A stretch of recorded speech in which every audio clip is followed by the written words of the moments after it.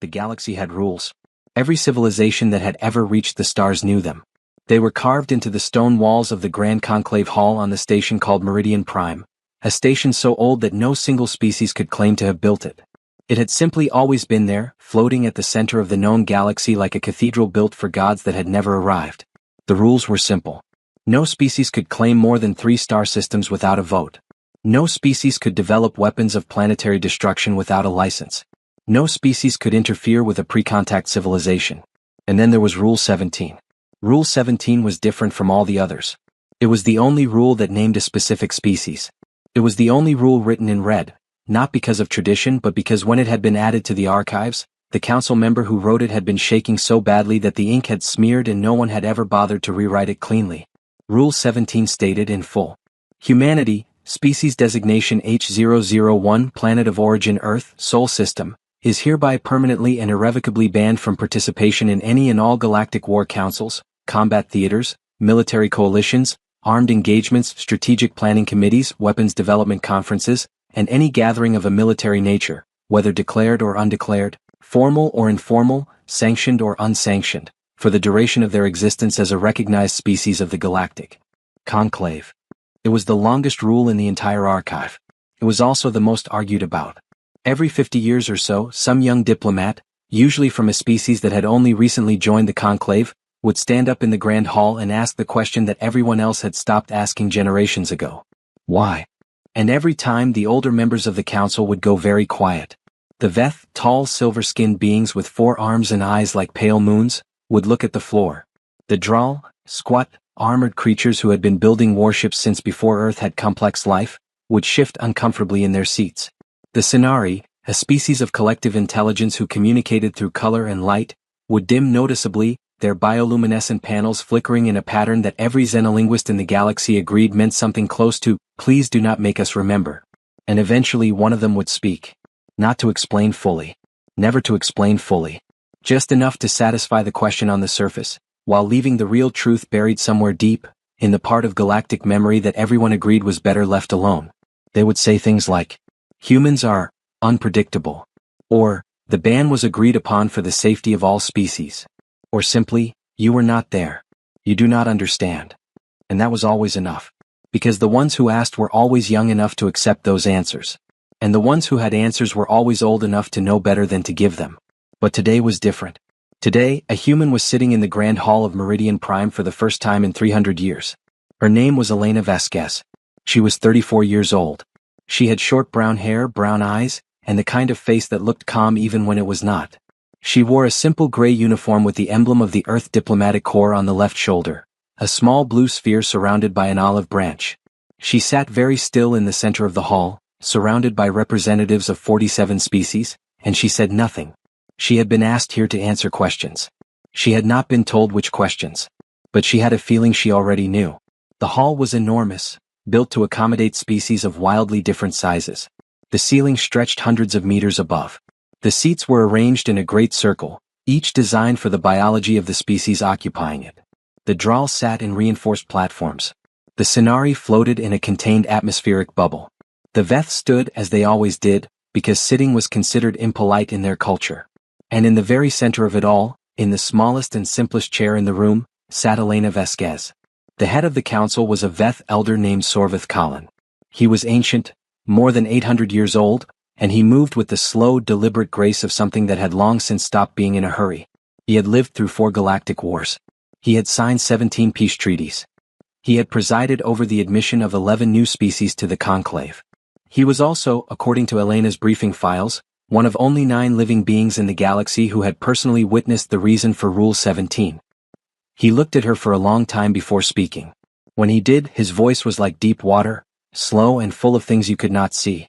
"Ambassador Vasquez," he said, "we have called you here because something has happened. Something that has forced us to revisit a conversation that this council has avoided for 300 years. Elena nodded. "I'm aware. Are you?" Sorvith Colin tilted his head. "Do you know what happened at the Calorian Passage 2 days ago?" "I know what Earth Command told me," Elena said carefully. "A galactic conclave military fleet engaged a wrath incursion at the Calorian Passage. The fleet was overwhelmed. Overwhelmed." Sorvith Colin repeated the word slowly as if tasting it. That is one way to describe it. Another way would be to say that 412 warships, representing the combined military strength of 22 species, were destroyed in 11 minutes. That the Wrath have taken the passage, which means they now control access to 9 inhabited star systems. That 11 billion living beings are currently cut off from Conclave support. That we have no remaining fleet capable of challenging the Wrath in that sector. The hall was completely silent. Elena held the silence. She had been trained to do that. Humans were good at silence when they chose to be. And you need help, she said. We need human help, Sorvith Collins said. The word seemed to cost him something. Which means we need to explain Rule 17. Not the version in the archive. The real version. He paused. We need you to understand why we banned your species from war. And then we need you to understand why today we are asking you to come back. Caro.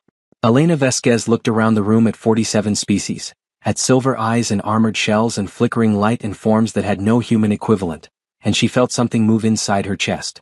Not pride. Not anger. Something quieter than both of those things. Something that felt like 300 years of a question finally getting ready to be answered. Then tell me, she said. Tell me everything. HFY, the story of the ban and the truth behind it was finally going to be spoken out loud. Sorvith Collin did not begin immediately. He stood, which among the Veth was a sign of deep respect or deep gravity or both, and he walked slowly to the center of the hall, stopping a few feet from Elena's chair. He was nearly 3 meters tall, and his 4 arms were folded across his chest in a way that Elena's briefing files said indicated profound discomfort. He looked at her. 342 years ago, he said, there was a war. You let that sit. Not a skirmish. Not a border conflict. Not a resource dispute or a territorial disagreement. A war. The kind of war that changes the shape of civilization. The kind of war that you can divide time by, everything before it and everything after it. Elena said nothing. It was called the Sorrow War, Sorvith Collin continued. Not by historians, not at first. At first it had a different name. A tactical designation. A code. But after it ended, no one could bring themselves to call it by its official name anymore. So it became the Sorrow War. Because that was what it left behind. He began to pace, slowly. The sound of his footsteps echoed in the enormous hall. The enemy was not the Wrath. The Wrath are dangerous, but they are a danger we understand. The enemy in the Sorrow War was a species called the Kethfarun. Elena had heard the name. It was in historical records, brief, sparse records that seemed to skip over the details in a way that she had always found strange. The Kethfarun were not like anything the Conclave had ever faced, Sorvith Collins said. They were not a young species looking for resources. They were not a civilization making mistakes. They were old. Older than the Conclave. Older than most of the species in this room. And they had decided, for reasons we never fully understood, that the galaxy needed to be emptied. The Sonari flickered. A dark, deep ripple of color passed through their atmospheric bubble. They were methodical, Sorvith Collins said. Patient. They moved from system to system and they did not simply destroy. They dismantled. They took planets apart, literally apart, using technology we had never seen and have never been able to replicate. They did not kill quickly. They did not kill carelessly. They killed with the kind of precision that made it clear they had done this before. Perhaps many times before. In places we would never know about. He stopped pacing. In the first 2 years of the war we lost 40 star systems. 400 billion lives. And we could not stop them. We could not even slow them down. Our weapons did not penetrate their shielding. Our tactics did not surprise them. Our strategies were, it became clear, already known to them. As if they had fought versions of us before. As if every response we had was one they had already prepared for. Elena felt something cold move through her. How? We do not know. Perhaps they had records of similar civilizations. Perhaps they had fought species who thought the way we thought, who built the way we built, who fought the way we fought. What we know is that everything we did, everything that had worked against every enemy we had ever faced, did nothing against the Kethfarun. He looked directly at Elena. And then Earth made contact. The temperature in the room seemed to drop. Elena sat very still. Your planet had been under observation for about 60 years at that point, Sorvith Collins said. You had achieved space flight. You had established small colonies on your neighboring planets. You were not yet aware of the Conclave. That was by design as per our non-interference protocols. But the Kethfarun were moving toward your system. And when the Council looked at the timeline, we realized, Earth had perhaps 18 months before the Kethfarun reached you. So you made contact, Elena said. We made contact, Sorvith Collin confirmed. We told your people everything. The war. The Kethfarun. The losses. We gave you all of our tactical data, all of our weapon schematics, all of our records of the enemy. We were desperate. We hoped that perhaps a fresh perspective, a new mind, might find something we had missed. He paused for a long time. We did not expect what happened next. What happened? Elena asked, though some part of her was beginning to feel it, the shape of the answer moving toward her through the dark. Your people looked at our data for 72 hours, Sorvith Collins said. And then a human general, a woman named Admiral Grace Harmon, came to the Conclave Council with a plan. The name hit Elena somewhere deep.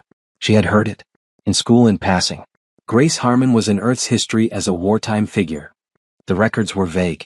They always got vague around this period. Admiral Harmon's plan, Sorvith Collins said, was unlike anything we had ever considered. Not because it was complex. Because it was simple. Because it was the kind of simple that comes from a mind that does not think the way we think. That does not assume the same things we assume. That is not, in the most fundamental sense, bound by the same fears we are bound by. He sat down, which among the Veth Elena's files said, was a sign that what came next was something the speaker needed support for. She said to us, "You have been fighting them the way you fight each other. Stop. Fight them the way humans fight the things we are afraid of. Fight them like they might win. Because they might. And if they might, then the rules don't apply anymore." Carol. The hall breathed. We did not fully understand what she meant, Sorvith Collins said quietly. Not then. We thought it was an inspiring speech. We gave her command of a joint fleet, more as a gesture of inclusion than anything else. We thought the humans would contribute, learn, perhaps develop useful technology. He looked at the floor. We did not know what we had just done. HFY. From that moment the Sorrow War had a new chapter. And no one who witnessed it ever forgot it. And no one who did not witness it was ever told the full truth. Until now. The name landed in the hall like a stone dropped into still water. Sorvith Collins was quiet for a long moment. Around the room, Elena could feel the older council members shifting, the Drawl running their armored hands along the edges of their seats, the Veth standing just a little straighter, the Sonari dimming again, that deep nervous flicker moving through them like a slow pulse. She had done her research before coming here, of course. Elena always did her research. It was the first thing they taught you in the diplomatic corps, no more than the room expects you to know. Be surprised by nothing. Let the silence work. But the records on Grace Harmon were thin. Unusually thin. Earth's public archives listed her as Admiral Grace Harmon, United Earth Fleet, active during the First Contact period and the early Conclave integration era. There was a photograph, a tall woman with close-cropped gray hair and dark, very calm eyes. She had a long face, a sharp jaw, and the posture of someone who had long since made peace with hard decisions.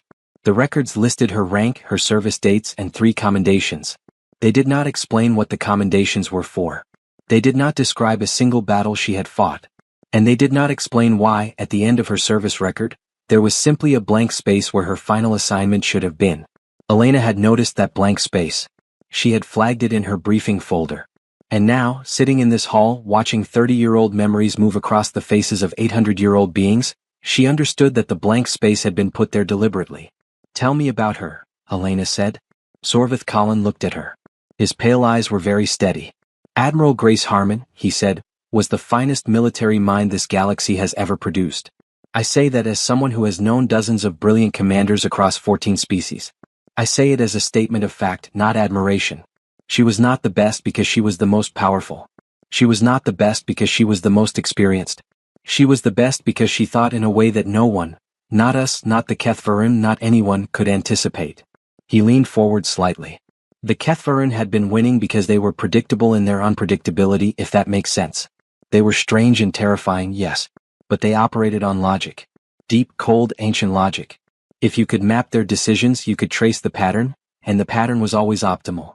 They chose the best move, mathematically, tactically, every single time. That was why we could not beat them. Our best moves were always their best responses.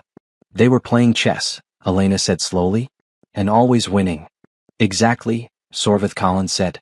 And Harmon looked at this and said something that still, even now, I find difficult to fully process. He paused. She said, then we stopped playing chess. Elena blinked. That's it. That is what she said. And then she showed us what she meant. He stood again. He seemed to need to move when he talked about this. The Kethfarun's next target was the Drawl home system, Kareth Prime. It was a defensible position, well fortified, with 2 habitable planets and a significant conclave fleet stationed there. The logical move, the optimal move, the move every strategic model predicted, was to reinforce Kareth Prime, meet the Kethvarin head-on, and hold the line. That's what the Conclave planned to do, Elena said. It wasn't a question. That was exactly what we planned to do. And Harmon came to us 48 hours before the planned defensive operation and said, "Don't." He looked at Elena. We were confused. We asked her what she meant. She said, "They know we're going to defend Kareth Prime. They've already planned for it. Whatever we do there, they've already found the counter. So we don't defend Kareth Prime." She was going to let it fall? Elena asked carefully. We asked her the same thing. She said, "I'm going to make them think we're defending it. I'm going to put just enough ships there that they have to respond to it. And then I'm going to do something they have never, in the history of their species, encountered." He stopped walking. We asked her what that was. She looked at us. This woman, this human, this creature who had known about the existence of other species for less than a year, and she said very calmly, "I'm going to do something stupid on purpose." The hall was absolutely silent. "She took 43 ships, Sorvith Collins said. "Not the best ships. Not the most advanced. Old ships. Patched ships. Ships that were barely functional. And she flew them directly at the Kethvarin fleet, which numbered more than 2,000 vessels." Elena's throat was dry. "What happened?" "Nothing," Sorvith Collins said. "For 11 minutes nothing happened. Because the Kethvarin could not understand what they were seeing. Their tactical systems, which were designed to find the optimal response to any stimulus, simply could not process it. It was not a formation they recognized. It was not a tactical approach that had ever existed in the galaxy.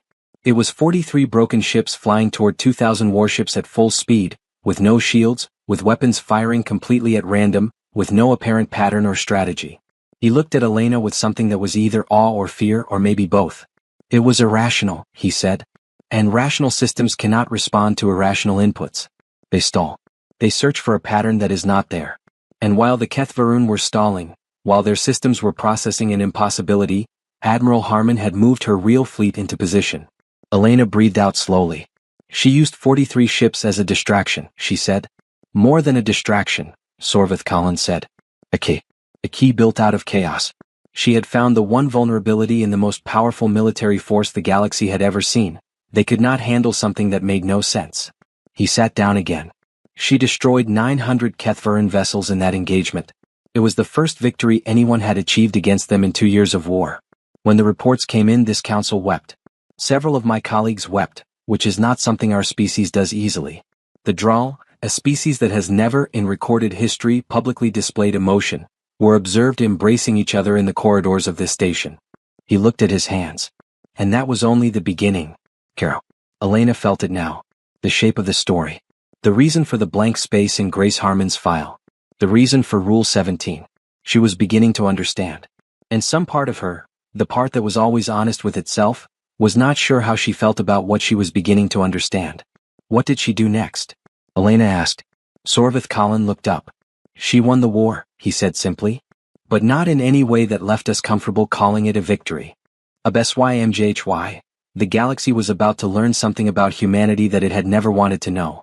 There is a concept that exists in almost every advanced civilization in the galaxy.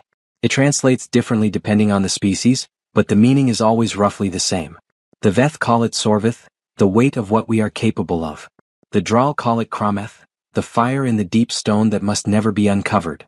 The Sinari have no word for it, but they have a color, a deep, pulsing burgundy that appears only in their most serious communications, and which means something close to the thing inside us that frightens us most. Every species has this concept.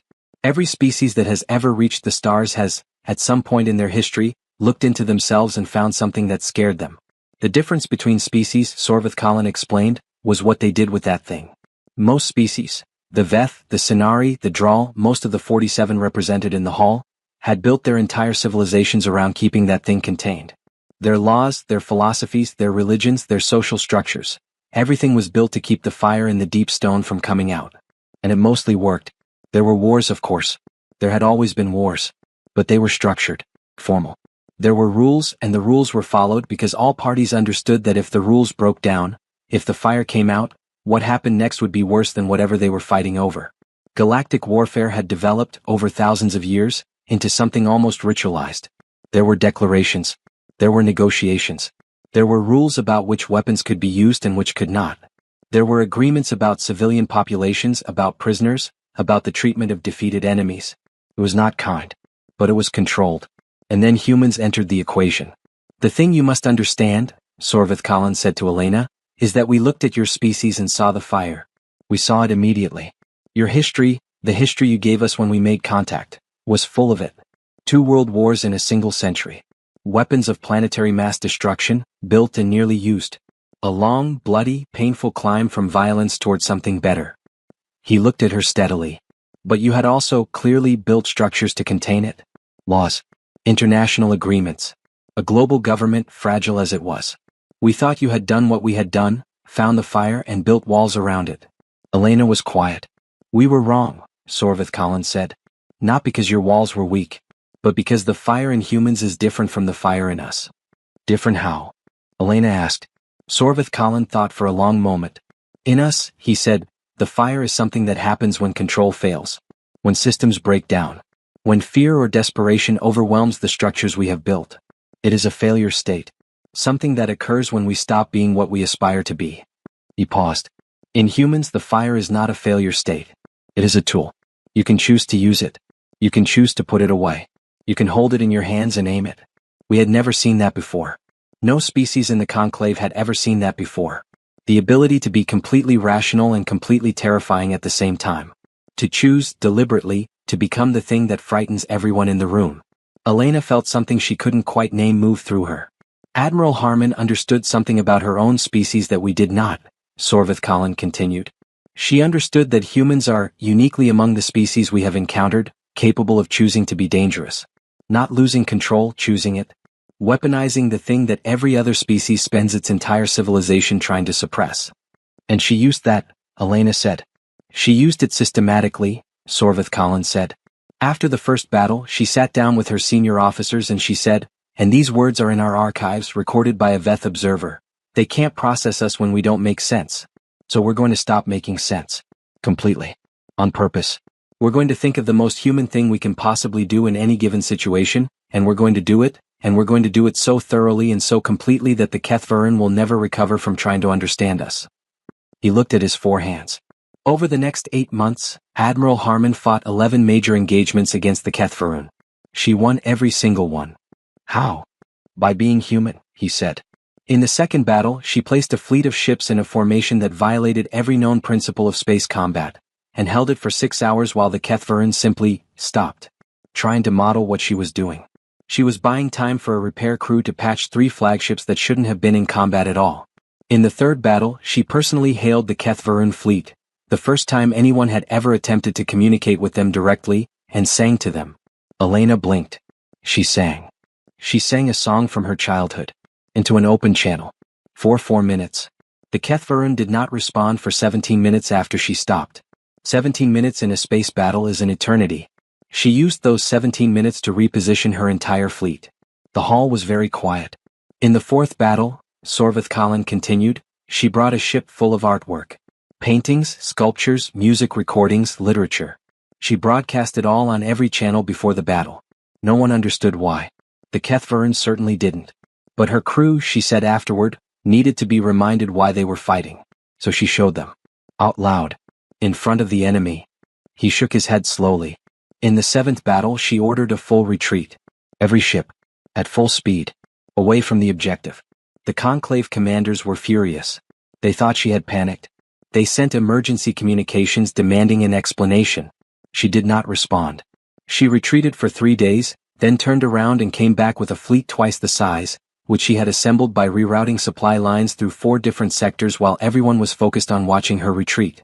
Elena was leaning forward now without realizing it.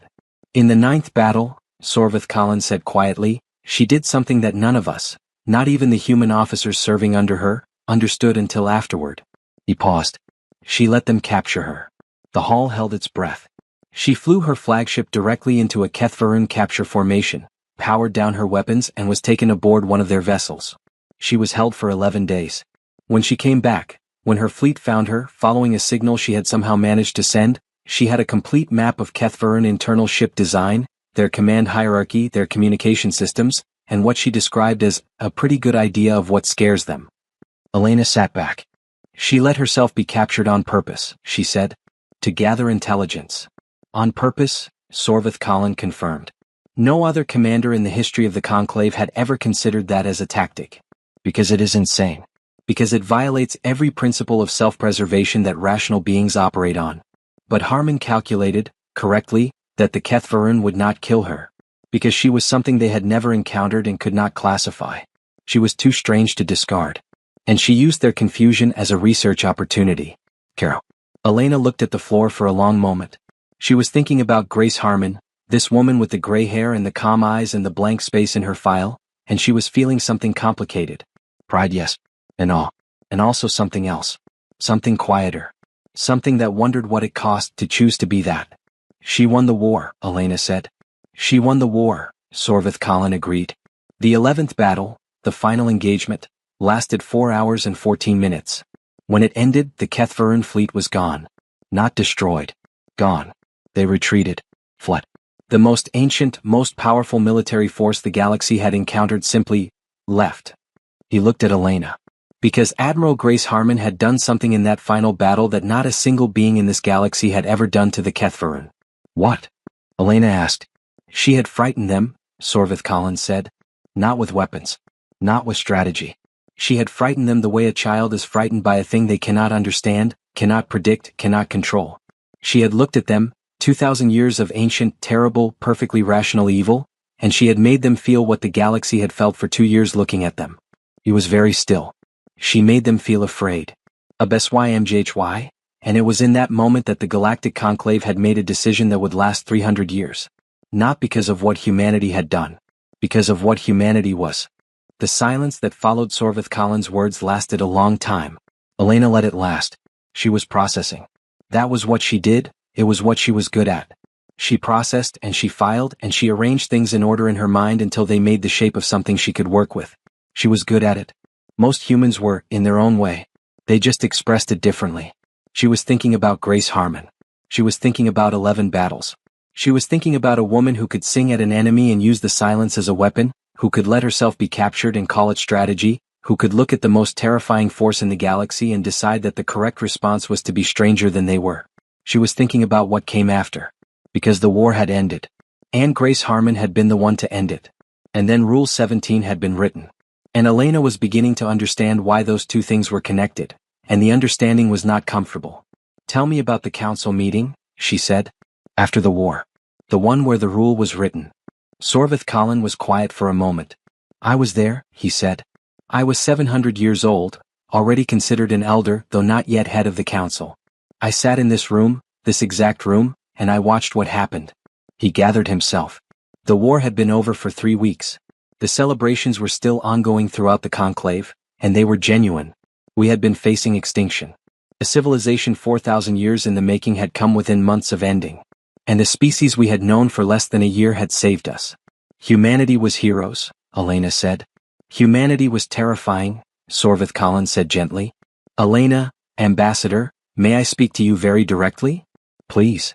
After the war ended, there was a period, perhaps 2 weeks, where the council was focused entirely on celebration and relief, on counting the living and mourning the dead and beginning the work of rebuilding. And then someone, I do not remember who, made a suggestion. A simple one. He paused. They said, we should give the humans a permanent seat on the war council. Elena waited. The room went quiet, Sorvith Colin said. Not the comfortable quiet of agreement. The other kind. The kind that means everyone is thinking the same thing and no one wants to say it first. What were they thinking? He looked at her steadily. They were thinking, we just watched a species of 60 years of space flight go up against a civilization that had been warring for 2,000 years and win in 8 months. We watched them win not because they were more advanced or more powerful or more experienced. We watched them win because they are fundamentally, structurally, constitutionally different from every other species in this galaxy in how they process conflict. He leaned forward. Elena, the Kethvarun fought for 2,000 years and never encountered anything they could not eventually overcome through logic and patience. In 8 months humans broke them. Completely. Using tools that, by every rational measure, should not have worked. Singing. Art. Self-imposed capture. Strategic irrationality wielded with the precision of surgery. He paused. And the council sat in this room and asked a question that no one said out loud, but everyone was thinking. What was the question? Elena asked, though she was starting to feel it. What happens when humans stop being our allies? The words fell into the room like something heavy. Sorvith Colin continued, his voice very quiet. We had just seen what humanity was capable of when they were on our side. And we were sitting in the ruins of a war, surrounded by loss and damage on a scale we had never imagined. And someone in this room, someone who had been celebrating 2 weeks before, looked at the reports from 11 battles and thought, if this was humanity as a friend, what is humanity as an enemy? Elena felt something in her chest. You were afraid of us, she said. We were terrified of you, Sorvith Colin said, and his voice carried something that sounded very much like shame. Not the fear you feel in a battle. Not the fear of a weapon or a storm. The deep fear. The kind that lives in the bone. The kind that changes how you think. He stood again slowly. The debates lasted 3 days. They were not public. They were never recorded in the public archive. I am telling you things now that have not been spoken in this hall in 300 years. What was decided? Elena asked. Her voice was very steady. She was good at that. 2 camps, Sorvith Colin said. On one side those who said, humanity has proven themselves. They saved the galaxy.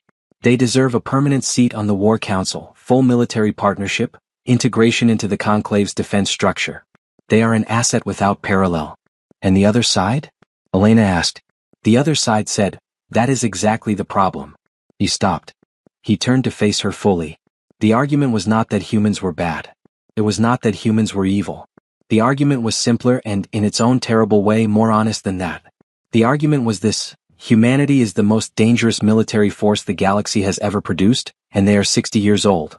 They have been spacefaring for 60 years. They have been members of this conclave for less than 1. They are a child species.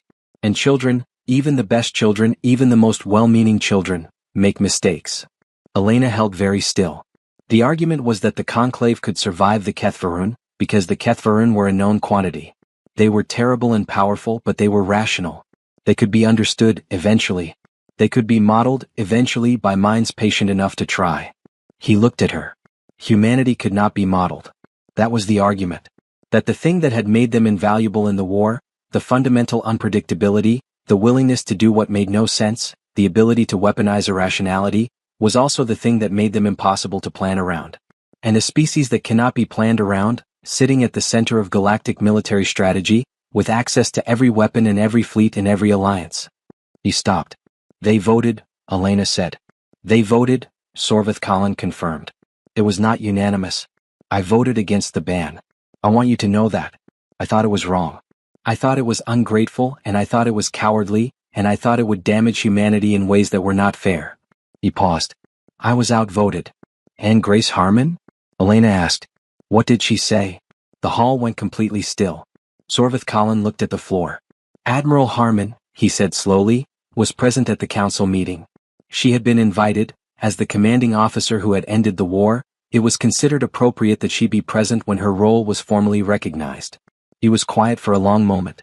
She sat in the chair you are sitting in now. Elena looked down at the chair beneath her, involuntarily. She listened to the entire debate, Sorvith Colin said. 3 days. She never spoke during the debates themselves. She sat and she listened, and her face was calm. The way she was always calm. Like someone watching weather from inside a house. And when they voted? Elena asked.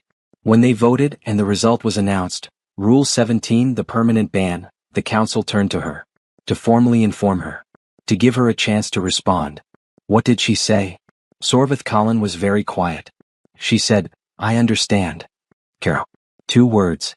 342 years ago, a woman who had saved the galaxy had sat in this chair and been told that her species was banned from the wars of the civilization she had saved, and she had said, I understand. Elena felt something move behind her eyes. She controlled it. She was trained to control it. But she felt it. Where is she now? Elena asked. Harmon. She died, Sorvith Colin said. 93 years after the ban. On Earth. In her home, surrounded by her family. She was 151 years old. By human standards at the time, a very long life. He paused. I attended her memorial. Here on Meridian Prime. I was the only non-human present. The room was full of her descendants. Children, grandchildren, great-grandchildren. They were very kind to me. They offered me food. They asked me questions about what she had been like in battle. His voice was very quiet. I told them she was the finest commander I had ever known. I did not tell them what the council had done. I did not think they knew. He looked at Elena. Do they know? Now. Elena thought about the blank space in Grace Harmon's file. Some do, she said. Now. HFY, and the secret that had been buried for 300 years was now fully in the light. And the question was what to do with it. After the vote, the galaxy moved on. That is the thing about decisions. Even the monumental ones, even the ones that change the shape of civilization. Life has a way of continuing around them. The Sorrow War ended.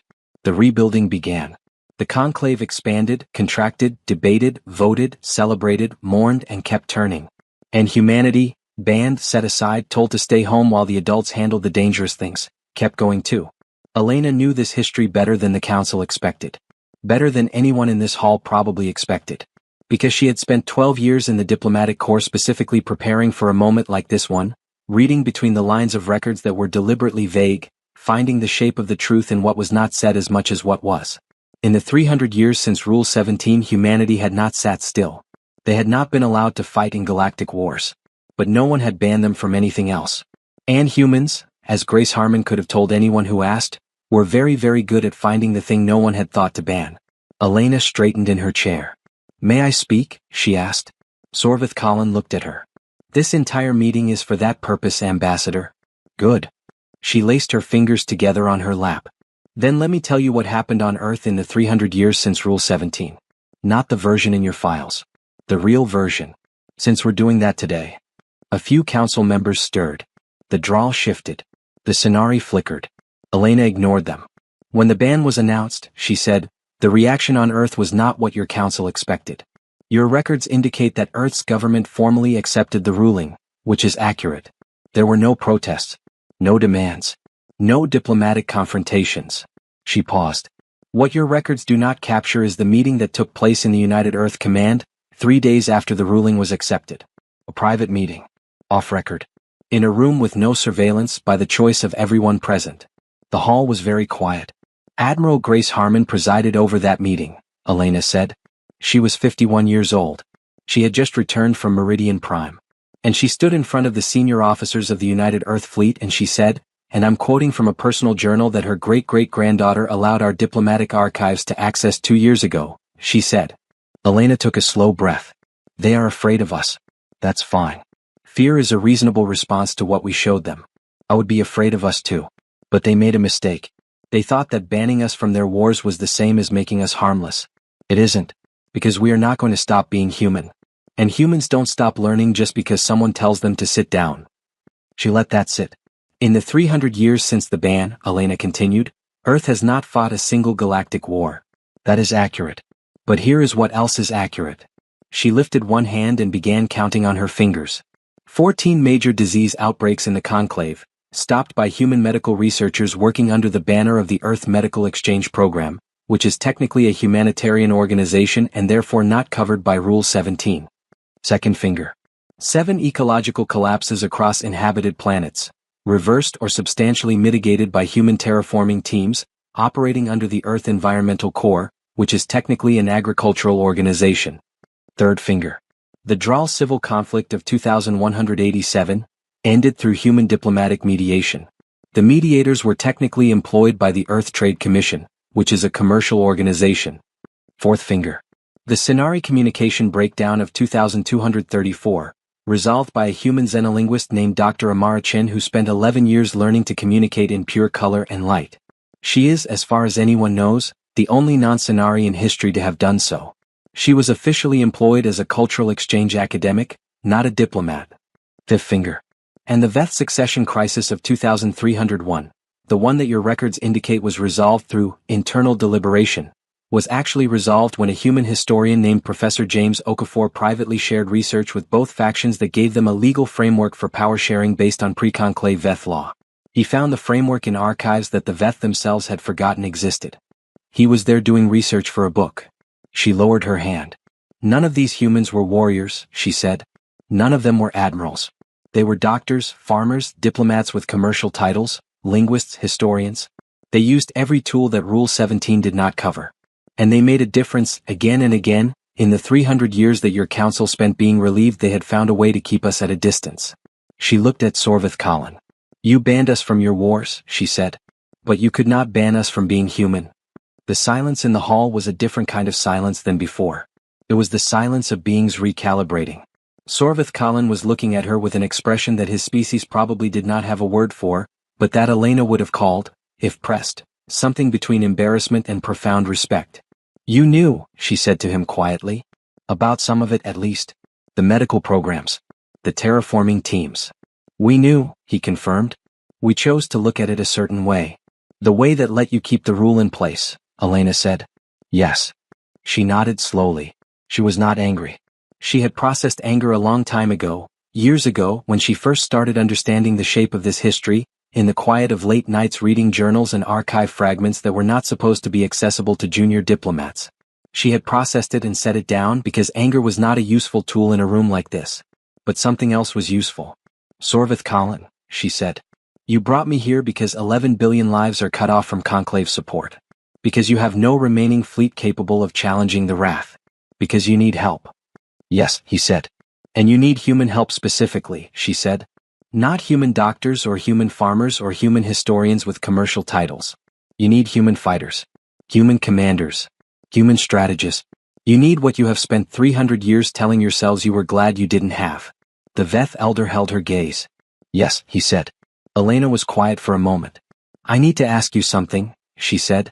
And I need you to answer honestly because the rest of this conversation depends on it. Ask. Do you still think the ban was right? Caro. The hall held its breath.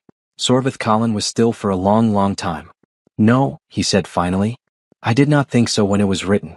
I do not think so now. I think it was an act of fear dressed up as wisdom. And I think humanity paid a price for it that was not fair. He paused. But I also think, he said very slowly, that the fear was real. And it came from a real thing. Not from hatred and not from prejudice and not from ingratitude. From genuine, legitimate terror of something the galaxy had never seen before. Elena nodded. Then here is what I want to tell you, she said. And I want every member of this council to hear it. She looked around the room. We understand fear, she said. We are very good at it. We have been afraid for our entire history. Of each other. Of the dark. Of the things we found out there when we reached the stars. Of ourselves. We have been afraid of ourselves for a very long time. She met Sorvith Colin's pale eyes. Grace Harmon understood it. That's what I understand meant when the ruling came down. Not, I forgive you. Not you're right. Just, I see what you're afraid of and I know why and I know it's real. She straightened. We are a tool that frightens people. We know that. We have always known that. And we spent 300 years being a different kind of tool. The kind that helps without frightening, the kind that shows up with medicine and seeds and old law books instead of warships.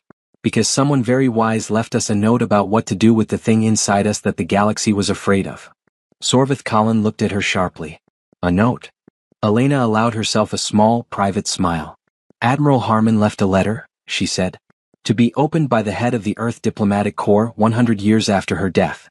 It was opened by Ambassador Reyes Park in 2367, and it has guided Earth's approach to the conclave ever since. What did it say? Sorvith Colin asked. Elena thought about it for a moment. She had read the letter. She had memorized the letter.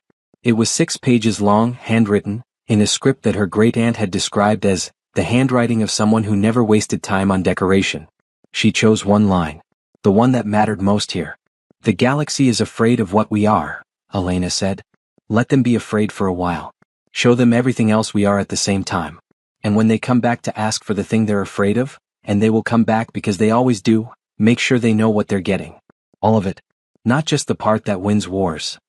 HFY, and 300 years after Grace Harmon had sat in that chair and said I understand, her great-great-great-granddaughter's diplomatic corps was sitting in the same chair, and the galaxy was finally ready to hear the rest.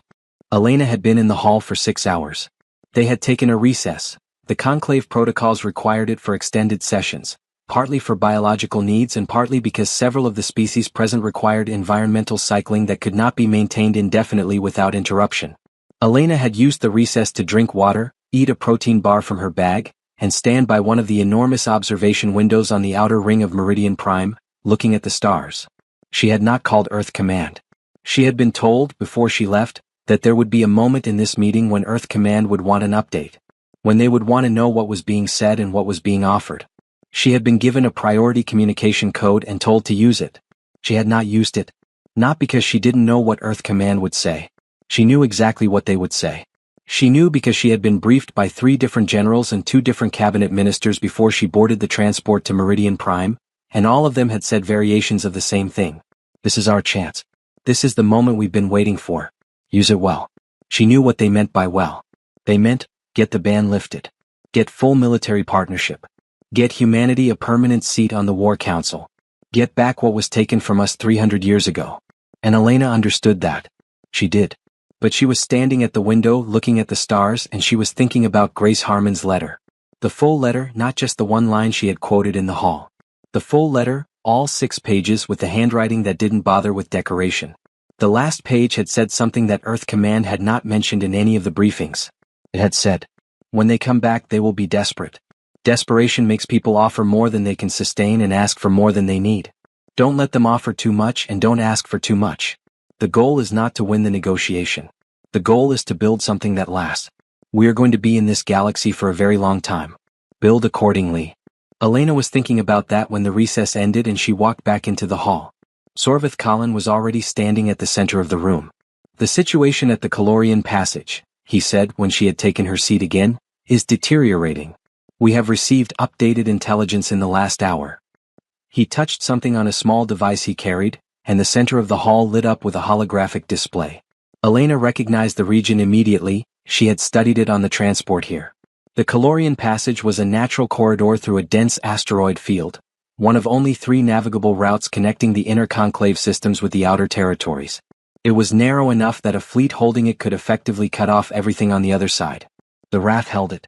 The holographic display showed the Wrath fleet, a dense, dark cluster of vessel signatures that made Elena's chest tighten, positioned at both ends of the passage. Beyond them, in the outer territories, 11 star systems blinked with the soft amber of a distress signal. The 11 systems include 3 withdrawal populations, Sorvith Colin said. 2 with Veth settlements. And Kareth 4. Elena knew Kareth 4. It was in her files. The human colony, she said. Yes, Sorvith Colin said. Established 40 years ago as part of Earth's outer expansion. Population approximately 120,000. They were not expecting military action in that sector. Elena looked at the amber light of Kareth 4 on the display. 120,000 people. She thought about what they were doing right now, whether they had received warning, whether they were scared, whether they had children and parents and ordinary lives full of ordinary things that the Wrath did not care about at all. Tell me about the Wrath, she said. One of the other council members spoke for the first time, a Draal commander named Cormath, heavy and armored, with a voice like grinding stone. The Wrath are an expansionist species from beyond the outer rim. They have been probing conclave borders for 60 years. They are not as advanced as the Kethfarun, but they are numerous, very numerous, and they are patient. Their fleet at the passage? Elena asked. 600 vessels, Cormath said, ranging from destroyers to dreadnoughts. The fleet we lost 2 days ago was approximately 3/4 of our effective combat strength in that sector. What do you have left? Cormath was quiet for a moment. Enough to defend Meridian Prime if it came to that. Not enough to retake the passage. Elena looked at the holographic display. And Earth? She asked. What does Earth have? Sorvith Colin said carefully, we have reviewed Earth's registered fleet. The ships you have listed in conclave records. Elena noted the careful phrasing. Listed in conclave records. And, she asked. It is substantial, he said. More substantial than we perhaps realized. Earth has been building. Earth has been building for 300 years, Elena said. With no one to fight. Which meant all that energy went into engineering. Into development. Into design. She looked at the display. I'm going to tell you something, she said.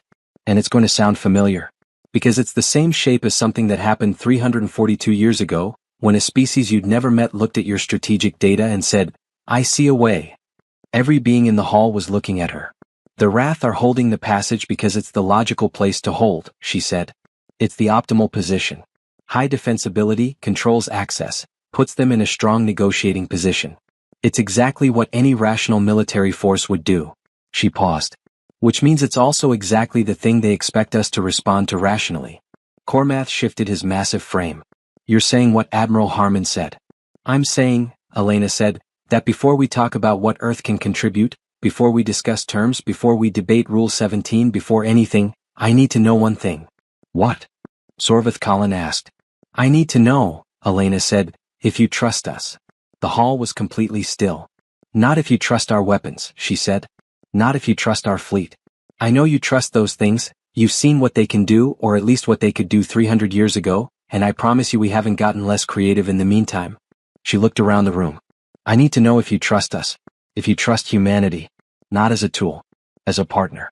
As a species that has been sitting outside your wars for 300 years and doing the work that nobody else thought of doing, and that has earned, through 300 years of showing up with medicine and seeds and law books, the right to be trusted. Carol. The council looked at each other. It was the Cenari who responded first. Their atmospheric bubble bloomed with color, a warm, complex pattern that their attached translator rendered as, we trust the doctors who saved our children. We trust the linguist who learned our voice. We extend that trust to all who share her kind. Then the Drawl, Cormath, who had the voice of grinding stone and the demeanor of a mountain. The Drawl remember their debts. Both kinds. The Veth, one by one, bowing their heads slightly, the gesture that Elena's files identified as formal acknowledgement of partnership. And then at last Sorvith Colin. I have trusted humanity, he said, since the day I watched a woman with gray hair fly 43 broken ships at 2,000 warships and win. I have simply been outvoted. He looked at her. I am not outvoted today. Elena nodded slowly. Then, she said, let's talk about what happens next. HFY, and the 300-year ban was, in that room in that moment, effectively over. The words hadn't been spoken yet. The formal vote hadn't been taken. But everyone in the hall knew. The humans were coming back. Elena Vasquez made one call. She made it from a small private communications room off the main hall, with Sorvith Colin present as the official conclave witness, because that was protocol and Elena believed in protocol even, especially, when it was inconvenient. She called Earth Command. The face that appeared on the screen was General Marcus Webb, 60 years old, short gray hair, the kind of jaw that looked like it had been designed to absorb bad news. He had been Elena's primary contact for this mission and he had, she knew, been waiting for this call with the particular tension of someone who had been waiting for something for a very long time. Ambassador Vasquez, he said. General, she said. The Council is ready to discuss terms for lifting Rule 17 and establishing a formal military partnership. Webb's face did something complicated. Not quite relief. Not quite triumph. Something in between that hadn't fully decided what it was yet. And the Calorian Passage? He asked. That's why I'm calling, she said. Before terms are finalized, before anything is signed, the Council is asking for immediate assistance at the passage. 11 systems are cut off. 120,000 of our people are in one of those systems. Webb was quiet for exactly 3 seconds. Elena counted. What are they asking for? Whatever we can send, Elena said. Quickly. Another 3 seconds. Ambassador, Webb said, I want to be very clear about something. Anything we send to the Calorian Passage before terms are finalized is being sent as a humanitarian action, not a military partnership. We are going because our people are there. The formalization of the partnership happens afterward. I agree completely, Elena said. That was going to be my recommendation. Webb looked at her. Something in his face shifted, something that might have been respect or recognition. Harmon's letter? He asked. Harmon's letter, she confirmed. He nodded slowly. I'll have Admiral Chen contact the Conclave Fleet Command within the hour. She's been ready since the passage fell. He paused. Elena, how much do they know? About what we've built? They know we've been building, Elena said carefully. They don't know the full scope. They're going to find out. Yes, she said. And that will be fine. Because they trust us now. Which means they'll be impressed instead of terrified. She paused. I hope. Webb almost smiled. I'll let Admiral Chen know. Good work, Ambassador. The call ended. Elena sat for a moment in the small communications room in the quiet, before walking back into the hall. 3 hours later, the first Earth fleet elements arrived at the outer edge of the Calorian sector. They had been in transit since the passage fell. Earth Command had not waited for an invitation. They had simply been waiting at a respectful distance, outside Conclave sensor range, because Elena had asked them to wait until she had a chance to build something with the Council before the fleet showed up and scared everyone. Sorvith Colin, sitting in the hall when the fleet manifested on the sector display, was quiet for a long moment. Ambassador, he said slowly. How many ships is that? Elena looked at the display. 412, she said. He looked at her sharply. The same number as the fleet we lost. We noticed, she said simply. He stared at the display. These are not the ships listed in your conclave registry. No, she said. Those are our frontier fleet. Reserved for exactly this kind of situation. This was prepared, he said. You were ready. We have been ready, Elena said quietly, for 300 years. Not for war. For this. For the moment when the galaxy needed us and we could show up the right way. The display showed the Earth fleet, 412 ships, modern, sleek, heavily armed, but also, and this was the detail that several of the conclave's tactical analysts would comment on later, beautifully designed. They had lines that suggested something beyond pure function. Someone had cared about what they looked like. Someone had believed they were worth caring about. Which, Elena would explain later to Sorvith Colin, was a very human thing. They will reach the passage in 6 hours, Elena said. Admiral Diana Chin is in command. Tell me about her, Sorvith Colin said. Elena allowed herself a real smile for the first time since she had entered the hall. She's nothing like Harmon, she said. She's methodical where Harmon was instinctive. Patient where Harmon was bold. She thinks in systems, not in moments. She paused. She has also, in the last 30 years, personally designed 7 new tactical frameworks that have never been used in combat before today. 7, Sorvith Colin said. She calls them the reserve, Elena said. She said she was saving them for when it mattered. The old Veth elder looked at the fleet on the display. Humanity has been doing this for 300 years, he said quietly. Saving, building, preparing. Not for conquest. Just, for when it mattered. Yes, Elena said. Because of Harmon. Because of Harmon. He was quiet for a long moment. Then he said something that surprised her. I am sorry, he said. For the ban. For 300 years of keeping you outside. For the vote I lost and did not fight hard enough to reverse. Elena looked at him. I know, she said. Does that help? He asked. It was a very un-Veth question. Veth did not typically concern themselves with whether apologies helped. Elena thought about Grace Harmon, who had sat in this chair and said I understand and meant it. Yes, she said honestly. It helps. Caro. 6 hours later, Admiral Diana Chen's fleet reached the Calorian Passage. And the galaxy got its first look at what 300 years of humans with nothing to fight had built. Admiral Diana Chen was 57 years old. She was small, barely 160 centimeters, with dark eyes behind reading glasses she refused to replace with neural implants because she said she thought better when she could take them off and hold something in her hands. Her hair was pulled back in a tight braid. She wore the same gray uniform as every other officer on the UES Grace Harmon, the flagship she had insisted be named after the admiral whose letter had shaped her entire career. She had been in command of the frontier fleet for 9 years. In those 9 years she had drilled. She had trained. She had revised and revised and revised again. She had run simulations, not of battles the Conclave had already fought, but of battles that didn't exist yet. Scenarios she invented herself with enemies that didn't follow the rules. She had told her senior staff when she took command, "We are not training to fight the last war. We are training to fight something we've never seen before. The only preparation for that is to be comfortable with things that don't make sense." Her senior staff had called her Admiral Chin. Her junior officers had called her, quietly, affectionately behind her back, the professor, because she was always reading, always explaining, always turning a tactical situation into a lesson. She had 7 children. 4 biological, 3 adopted. She called them every week without fail from wherever she was. Even in transit. Even during exercises. Even once, during a simulated combat drill that her communications officer had interrupted at some professional risk. She had a rule: you called home. No matter what. You called home. She was, in every way that mattered, nothing like Grace Harmon. She was also, in the ways that mattered most, exactly like her. When the UES Grace Harmon came out of FTL transit at the edge of the Calorian Passage, Admiral Chen was sitting in her command chair with a cup of tea and a tactical readout on the display in front of her. She looked at the readout.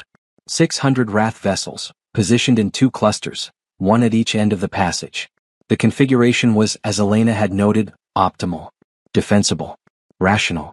The kind of position a species holds when it expects the opposition to try to force the passage directly. Commander Lee, she said. Her executive officer appeared at her elbow. Commander James Lee was 32, sharp-eyed, and had been with Chen for 6 years. He knew her well enough to know that her voice, when she said his name in that particular tone, meant she had already made a decision and was about to explain it in a way that would make everyone understand it was the right one. Admiral. What's the Wrath's response to our arrival? They've gone to battle stations, Li said. All 600 vessels. They're targeting us. Good, Chen said, which was not the response Li had expected. Good, he asked. They're paying attention, she said. I'd rather they pay attention to us than to the systems behind them. She took a sip of her tea. Contact the Conclave Fleet Command. Tell them we are in position and request a 12-hour hold on any Conclave military movement in this sector. Li blinked. We're asking them to stand down? For 12 hours, Chen said. Yes. Can I ask why? Because I don't want anyone else doing anything while I work, she said pleasantly. Also, I don't want the Wrath to see a Conclave fleet and a human fleet and assume we're coordinating a classic pincer movement. I want them to see us and not know what we are. Li thought about this. We're going to be patient. We're going to be very patient, Chen confirmed. For about 11 hours and 50 minutes. She set down her tea. And then we're going to do something that no tactical computer in the Wrath fleet is going to be able to explain. Li had served under Admiral Chen long enough to feel, when she said things like that, a specific sensation in his chest that was part excitement and part genuine concern. What are we going to do? He asked. Chen looked at the display. At 600 Wrath ships. At the passage behind them. At the amber light of 11 star systems waiting. We're going to talk to them, she said. The Wrath don't negotiate, Li said. Not formally, Chen agreed. But they're rational, and rational beings respond to certain kinds of information. We're going to give them some information. What information? She looked at him calmly. That we are here, she said. That we are human. And that they should leave. Li stared at her. Just tell them that? With full supporting data, she said. I'm going to send them everything. Our fleet composition. Our weapon systems. Our tactical history, the full history including the Sorrow War. Everything. She paused. And then I'm going to give them 12 hours to decide what to do with that information. And if they attack? Chen's expression did not change. Then we will respond, she said simply. But I believe, given what they're going to see in that data, that they will not attack. Li thought about this. You think they'll be afraid? I think they'll be uncertain, she said. And uncertain is almost as good as afraid. An uncertain enemy is an enemy that isn't moving. And an enemy that isn't moving is an enemy that is giving me time to do the thing I actually want to do. Which is? Chen looked at the display. Get the supply convoys through to those 11 systems, she said. While the Wrath are busy reading our file. Carol. She transmitted the data package 40 minutes later. Complete. Accurate. Nothing hidden. Everything the Wrath could want to know about human military capability, history, and doctrine. Including, prominently, the Battle of Kareth Prime. The Battle of the Kethvarun Approach. The final engagement of the Sorrow War. Including Admiral Grace Harmon's personal logs from all 11 battles. Including, at the very end, a single sentence from Admiral Chen herself. We have been patient for 300 years. We are still patient. But we are here now, and the 11 systems behind you are under our protection. You have 12 hours to decide what that means for you. The Wrath did not respond. But they did not fire either. And while they were not firing, while their tactical systems were processing a data package that no species in the galaxy had ever sent to an enemy, 11 supply convoys running quiet along a route that Chen's navigation team had plotted through the asteroids on the edge of the passage, slipped through to the outer systems. When the first convoy reached Kareth 4, the 120,000 humans there didn't know exactly what was happening. But they received supplies. They received communications. They received for the first time in 3 days proof that the Conclave hadn't forgotten them. And on Meridian Prime, in the hall of the Grand Council, Elena Vasquez watched the convoy reports come in and felt something move through her that she could not name precisely, but that felt very much like the thing Grace Harmon had described in her letter. The goal, Harmon had written, is never just to win. Winning is easy. The goal is to change what the other side thinks is possible. The supplies reached Kareth 4. The Wrath had not fired. 12 hours remained. HFY, and the galaxy was about to learn that the most dangerous thing about humans was not their weapons. It was their patience, and what they did with the time they bought. What Admiral Diana Chen did in those 12 hours was not what anyone expected. Not the Wrath. Not the Conclave. Not, frankly, her own senior staff, though they had served with her long enough to be less surprised by her than most.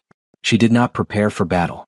Or rather, she prepared because she always prepared and her fleet was always ready, and that did not change.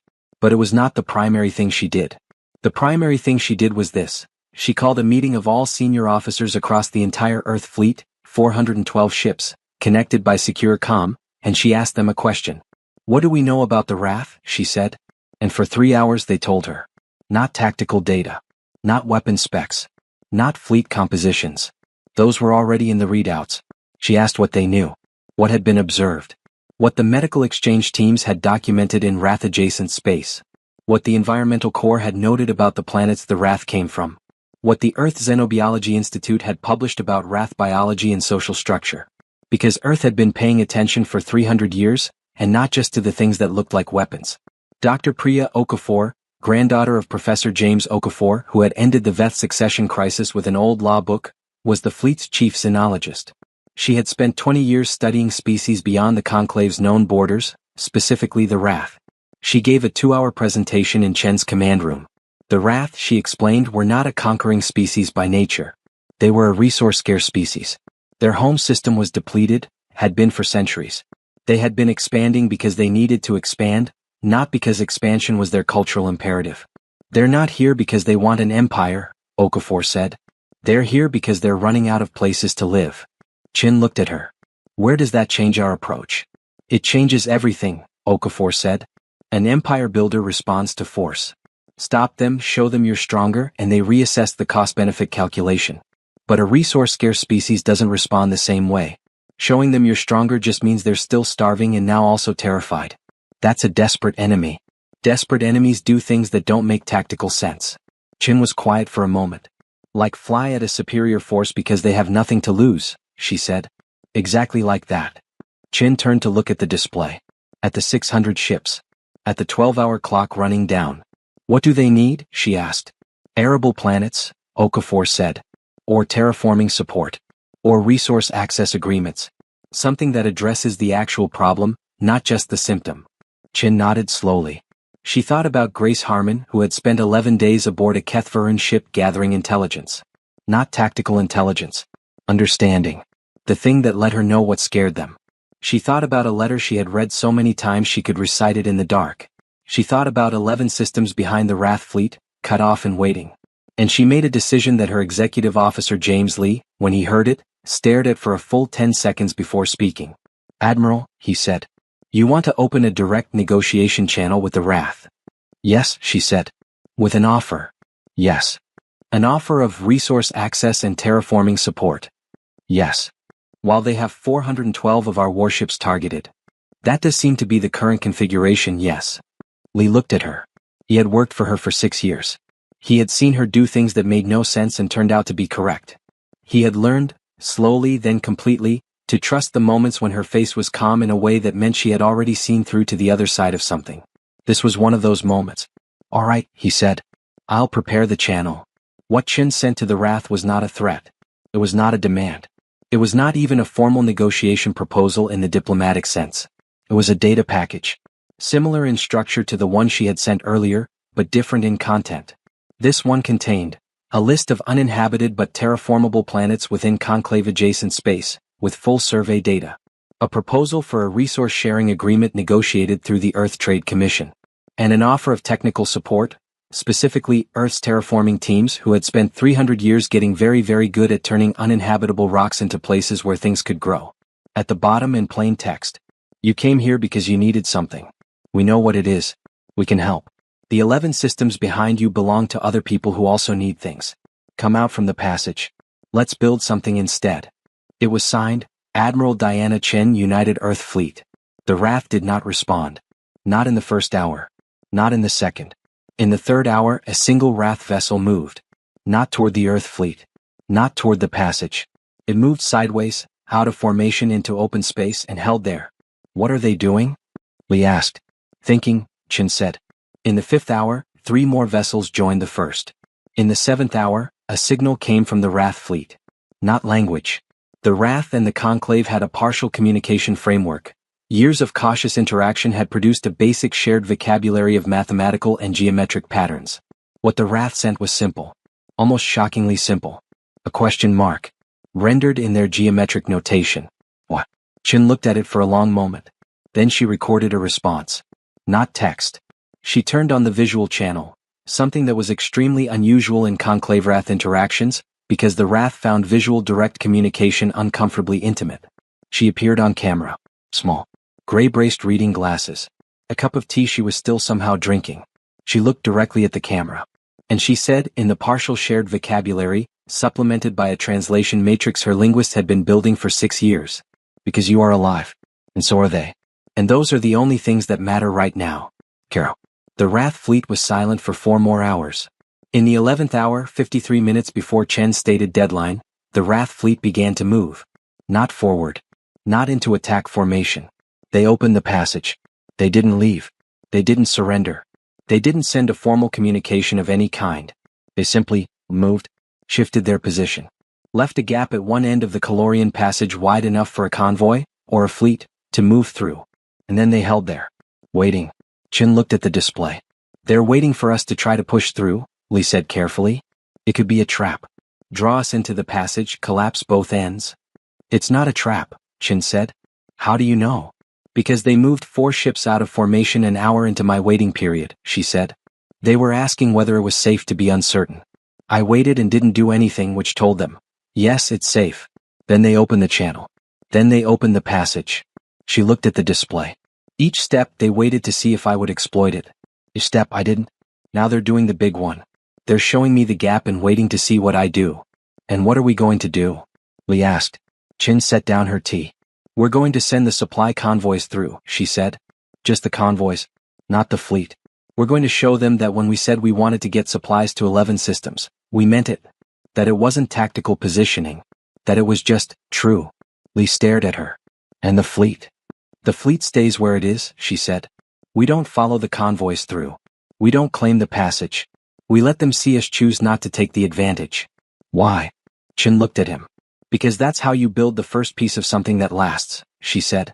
You show someone at the moment when they're most afraid that you meant what you said. She stood up. Get the convoys moving. And get me a direct channel to Ambassador Vasquez on Meridian Prime. It's time to bring the diplomats in.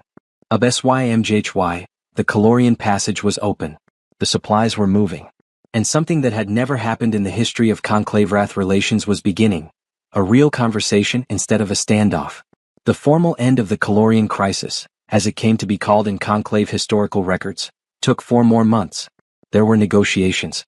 Real ones, not the careful circling of adversaries looking for weakness, but the slow, painstaking work of beings trying to build something new. Elena Vasquez led the Conclave diplomatic team. Dr. Priya Okafor served as the primary xenological advisor. Admiral Chin maintained the Earth fleet in the sector, present but not aggressive the way a steady hand is present without gripping. The Wrath sent their own negotiators. They were unexpected. Not the military commanders the Conclave had been prepared for, but a different kind of official. Older, quieter, with a manner that Dr. Okafor, after 3 weeks of careful observation, described to Elena as exhausted. Not of the fight. Of the need. They've been fighting for resources for a century, Okafor said. Not because they enjoy it. Because they've been out of options. Now they have an option, Elena said. Yes, Okafor said. The question is whether they trust it. Took 4 months. But it held. The Wrath agreed to withdraw from the Calorian Passage in exchange for a formal resource access treaty, the first of its kind between the Conclave and a non-member species. The treaty included terraforming support, structured resource sharing, and a 10-year framework for Wrath consideration of full Conclave membership. The 11 star systems were reopened. The people on Karath 4, 120,000 humans who had spent 2 weeks in a state of careful, controlled fear, received the news with the particular quiet of people who had been very scared and were now very relieved and were not yet ready to fully believe either. Elena called the settlement from Meridian Prime. She spoke to the colony administrator, a man named Jorge Vasquez who was not related to her, but who had the same last name, which Elena found oddly comforting in a way she couldn't quite articulate. How are people doing? She asked. Scared, he said. Relieved. Confused. Mostly relieved. He paused. My grandmother wants to know if she can send Admiral Chen a cake. Elena laughed. It was the first time she had laughed in 4 months. I'll pass along the offer, she said. Rule 17 was formally repealed at a full session of the Galactic Conclave, 47 species present, 200 additional species observing via relay, 97 days after Elena Vasquez first walked into the Grand Hall of Meridian Prime. The vote was 39-8. Sorvith Colin voted for repeal as he always would have. The 8 who voted against were not, Elena noted, doing so out of hatred or fear. Most of them filed statements explaining their votes. The statements were thoughtful. They were honest. Several of them said variations of, "We are not yet sure we are ready." But we acknowledge the question is real. Elena found those votes more reassuring in their own way than the 39. Because they were rational. Because they came from a place of genuine deliberation. Because they showed that the conclave was doing the thing it was supposed to do, arguing, debating, deciding carefully, not just capitulating out of gratitude or need. She respected that. After the vote, in the quiet moment while the hall was still murmuring and the formal proclamation was being prepared, Sorvith Colin came and sat beside her. Something Veth rarely did, sitting beside a different species, because it implied a kind of closeness that their culture treated carefully. "How do you feel?" he asked. Elena thought about it honestly. "Responsible," she said. He tilted his head. "Not victorious?" "No," she said. "Because this isn't a victory. It's a beginning. And beginnings are harder than victories because they require you to keep going." Sorvith Colin was quiet for a moment. "Harmon's letter?" he asked. "Harmon's letter," she said. He nodded slowly. "I would like to read it," he said. "The full letter. If that is possible." Elena looked at him. "I'll ask the family," she said. "I think they'll say yes." She paused. "There's something at the end of it I want you to see. A line that I think you'll understand it in a way that might matter." "What does it say?" Elena thought about the last line. The one she hadn't quoted in the hall. The one that came after everything else. After the strategy and the advice and the wisdom and the long, careful sentences about how to build something that lasted. The last line of Grace Harmon's letter was this. "Tell them we were never afraid of them. Tell them what we were afraid of was being misunderstood. And tell them, when the time is right, when they're ready to hear it, that it was worth the wait." Elena looked around the hall. At 47 species, arguing and deliberating and making decisions the way living things do. Imperfectly, fearfully, hopefully. At the display still showing the Calorian passage, open now with convoy routes mapped through it like veins. At her own hands, folded in her lap. "Carol. Tell them it was worth the wait," she said quietly. She thought it was. HFY 300 years of silence were over. And what came after was not the end of the story. It was only the true beginning. 6 months after the repeal of Rule 17, a small delegation arrived at Meridian Prime. They came on a ship that no conclave member had registered in any database. A slim, dark vessel with no markings, no identifiers, and a drive signature that matched nothing in the known catalog. They requested, very politely, through a series of mathematical communications that demonstrated an understanding of conclave protocols so thorough it suggested very long observation, permission to enter the station. The conclave's first response was alert. High level, immediate, with hands moving toward weapon controls and shields going up and everyone on the station suddenly very awake. The second response was confusion. Because the mathematical communications continued, patient, clear, perfectly polite, and among the things they communicated was a name. Kethvaran. The Grand Hall convened within the hour. Elena was there. She had stayed on Meridian Prime during the negotiation period, and she had established what had begun to feel like a semi-permanent office in one of the smaller conference rooms, which Sorvith Colin pretended not to notice and she pretended was still temporary. The Kethvaran vessel was held at a safe distance, at their own request as it happened, while its delegation communicated through the mathematical channel.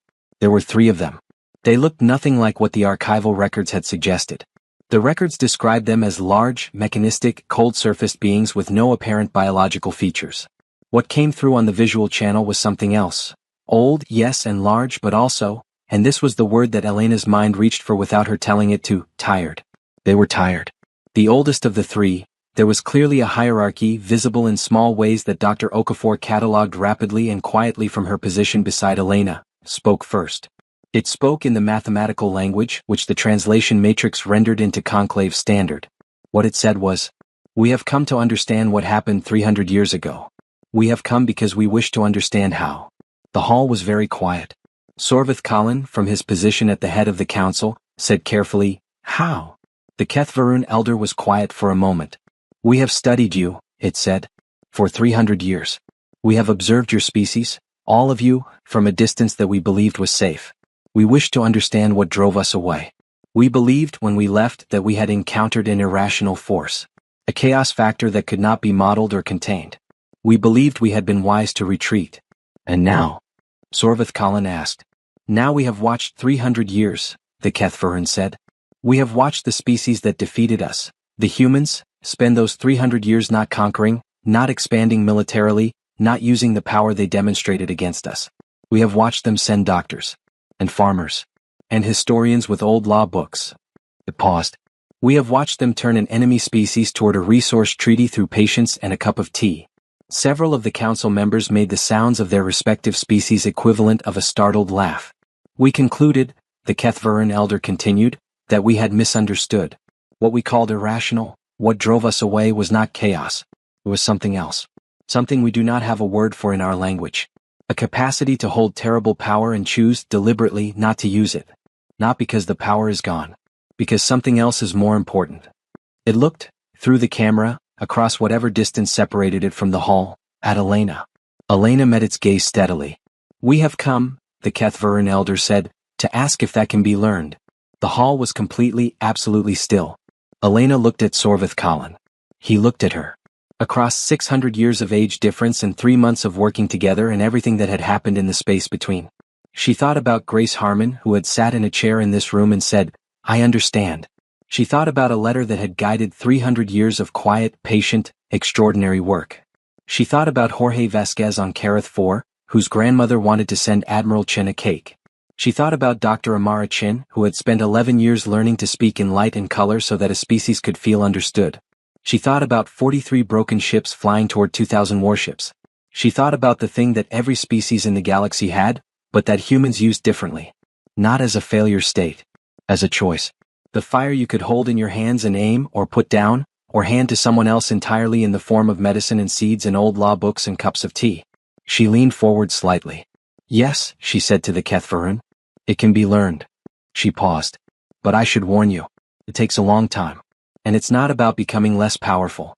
It's about understanding why you have power and what it's actually for. The Kethvaran elder was quiet. Then it said, we have time. Elena smiled. So do we, she said. Caro. And so the galaxy finally understood. Not all at once. Not completely. Not without argument and fear and old habits dying slowly in the way that old habits always do. But it began to understand. It understood that the species they had banned from their wars for 300 years had used those 300 years more wisely than they could have been asked to. That the thing that frightened them, the fire that humans carried differently from everyone else, was not a weapon waiting to go off. It was a tool. And the humans knew how to use it. It understood that the most powerful thing about Admiral Grace Harmon had not been her tactics or her brilliance or even her impossible calm in impossible situations. It had been the moment she sat in a chair and said I understand, and meant it, and then spent the rest of her life writing a letter about how to do better than she had been given the chance to do. It understood that humans were not the most powerful force in the galaxy because of what they could destroy. They were the most powerful force in the galaxy because of what they chose not to. That was why they had been banned. That was why they had been needed. That was why now the galaxy was different, not because of a battle but because of a conversation. Not because of a weapon but because of patience. Not because of fear but because of something quieter than fear. Something that humans had carried across 300 years of being told to sit down. Something that started with a woman named Grace Harmon flying 43 broken ships into the dark and singing. Something that ended, or rather began, with a woman named Elena Vasquez sitting in a chair and saying, yes, it can be learned. The conclave records from this period would be studied for 1,000 years.